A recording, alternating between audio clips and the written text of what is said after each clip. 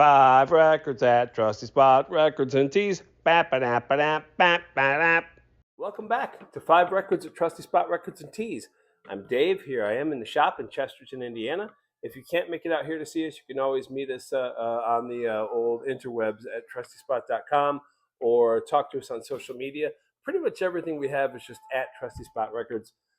Anything that we go over tonight, there will be links in the description of however you're watching this if you want to find out more information or buy it or whatever. Or you can always call the shop. That's no big deal too, right? We got a phone. What else? You might be watching this on YouTube. It might be just an audio-only podcast.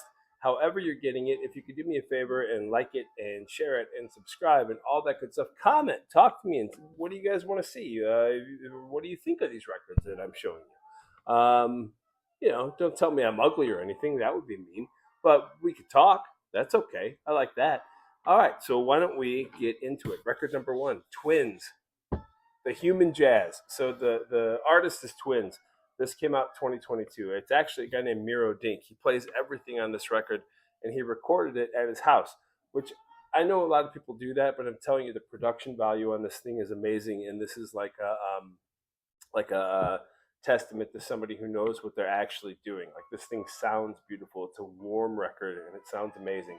If you're a record person out there, you know what I mean by a warm record. What is a good way to talk about this? So Twins, The Human Jazz is trippy. It's psychedelic and ambient. It's Miro has kind of found this way to weave together a lot of different elements of a lot of different kind of styles that really just create this wildly creative and original record. I love this thing. I can't say enough good things about this record, especially the B side of this record. It sends me into outer space. If you're looking for something original and different, you cannot go wrong with picking this up. Also pairs well with The Devil's Lettuce. Moving on, record number 2, Respira. This is not what you had planned. This is 2004. Southern California indie rock band. They didn't leave much to the world as far as releases, and they weren't around very long. This record is actually made by Jay Robbins, government issued, Jawbox, about a million other things. He was at the helm recording this thing, and it sounds great. So it's definitely got a good pedigree as far as like who is involved in making it. But this record is filled with like cool time changes, hooky guitars, weird vocal melodies, also just kind of weird noises throughout. If you can't tell, I like the word weird because I guess it describes what's not normal, right? So and I like things that are not normal. This is the kind of record that will make your head bob and your foot tap, and it's like, oh, all of a sudden you're into it before you even realize you're into it. It does a very good job of hitting that weird secret button in the middle of my brain that makes me like something. This is like a good mix of indie rock meets post-punk meets a little bit of emo and this kind of overall theme of feeling like life is not going to be okay. It's a great rock record, man. It really is. So highly recommend. That's record number 2, Respira. Number 3, Michael Franks. Oh, Lord. All right, this is The Art of Tea. This is 75, maybe 76.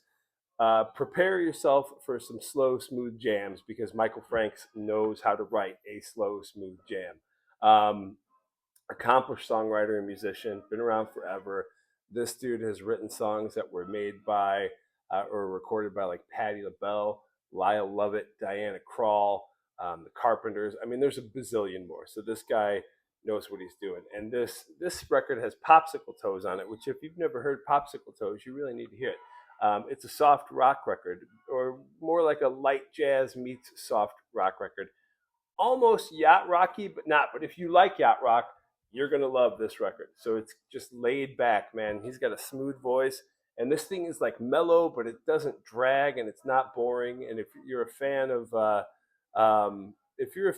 like, I guess the only way to call it is like upbeat mellow, right? Then you're gonna dig this record. This is a great date night record. Oh, here comes a cat. I think she's gonna get in the shot. She's probably gonna make it blurry, and I'll have to redo the whole thing because we don't edit around here. We just do one take. Um, but yeah, date night record. So this thing is like, if you were like to put this record on, here comes Oingo, and you're playing it at your house, and like your person is across the house, and they hear that you put this on, they're probably gonna be like, oh, okay, you know what I mean? All right, okay. That's record number 3. Record number 4, Barry. Oh Lord, what to say about Barry? This is Blue Sky Raging Sun from 2010.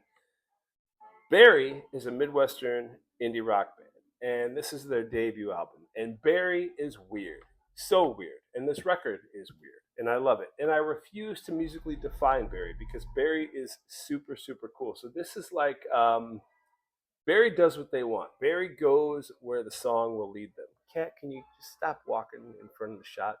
I hope it's not blurry. If I was forced to put a label on Barry and try to define what they sound like, I would say that they are like a thoughtful rock band that knows how to embrace chaos and that they absolutely throw out anything considered to be normality when it comes to song structure and how to write a song. Some of the time, not all the time, right? Like if a normal songwriter is like, I think this is where the bridge goes, Barry's train of thought would be more like, what's the weirdest thing that's going to come out of me next? And that's what we're doing. And it works, man. A lot of you guys that know me know that I love Mark Linkous and his longstanding project Sparkle Horse. I was a huge fan of Mark's. Um, these guys to me, I took to Barry immediately when I first heard them years ago because they reminded me very much of Mark, not so much in their music, but in their sense of authenticity and kind of this like humble, um, just different original vibe that was different than everybody else. And I really gravitate towards that. They have this like sweet, quirky weirdness that I think is beautiful. So these guys are authentic and they really reminded me of Mark. And that's a very high compliment. This is what I'm saying if you're not following. Um, and you know, like how you can tell when somebody's trying too hard to be weird? That's not this. These guys are just weird, man, and it works, and it's so good. It's they dare to stretch out musically, and there's something about their originality that really, really kind of made me be caught up in hearing other stuff they've done. They're still around. They've released an EP just, I believe it was as recently as March. So yeah, this is a great record. This is the kind of record where you hear it the first time and you like it, and then you hear it the second or third time and you realize it's kind of seeping into your bones and into your brain, and you're starting to really get it. That sounds very musically snobbish, and I promise it's not. Just give yourself the gift of listening to it the right way, and you'll see what I mean. I think. I feel like if Frank Zappa was around when these guys came out, he would be like, Barry is the real deal. That's a high compliment too. This is a great record. You should hear it. All right, number 5. Oh, Norman Connors. Really, Cat? Just the cats. They don't care. So this is Dance of Magic. This is 1972. You know that movie Whiplash with J. Jonah Jameson, J.K. Rowling Simmons? I don't know his name. He's got the great voice and the bald head, and he's like awesome and everything. There's a movie called Whiplash where he's a real mean teacher, right? If you've seen that movie and you want to know what a real jazz drummer of that caliber looks like, look no further than Norman. So this dude is the real deal. He was a drummer and a composer. He went to Juilliard. I mean, the first 21, all of side A is 21 minutes long, and it's just the title track, Dance of Magic. And it is frenetic and it is heart pounding and it is like amazing musicianship through and through. And this record is his first step into the limelight as being a band leader. He's only like 25 years old when this is being recorded. Who's in that band, Dave? Oh, I don't know. Gary Bartz, a guy named Stanley Clark, maybe a little fellow named Herbie Hancock. I don't know if you've heard of him, but it's also a bunch of other mammoth jazz musicians. So this record is like a masterclass in the freedom of an avant-garde jazz record and session where people are just playing. All these dudes like take solos, but they always find where they're going at the end and come back to where it should be. It's so good, man. This is a great jazz record, and can't say enough about it. So, all right, I believe that's all 5 records this week. I hope that you learned something. I hope you had fun, and I hope you come back and watch another episode sometime. But that's it. I hope it's not blurry because of the damn cats. All right, goodbye. 5 records at Trusty Spot Records and Tees. Bap, ba, da, ba, da, bap, ba, da.